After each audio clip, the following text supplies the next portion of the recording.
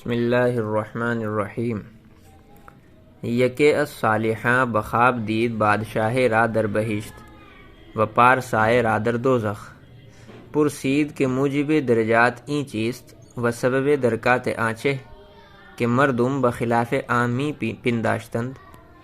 ندا آمد کہ این بادشاہ بارادت درویشاں در بہشت است و این پارسا بتقرب بادشاہاں در دوزخ۔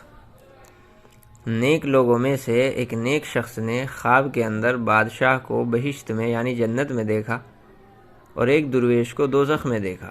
پوچھا کہ بادشاہ کے اعلیٰ درجات کا کیا سبب ہے اور درویش کے برے درجوں کی وجہ کیا ہے، کیونکہ آدمی تو اس کے خلاف خیال کرتے تھے۔ آواز آئی کہ یہ بادشاہ درویشوں سے عقیدت کی وجہ سے بہشت میں ہیں اور یہ درویش بادشاہوں کی نزدیکی حاصل کرنے کی وجہ سے دوزخ میں ہے۔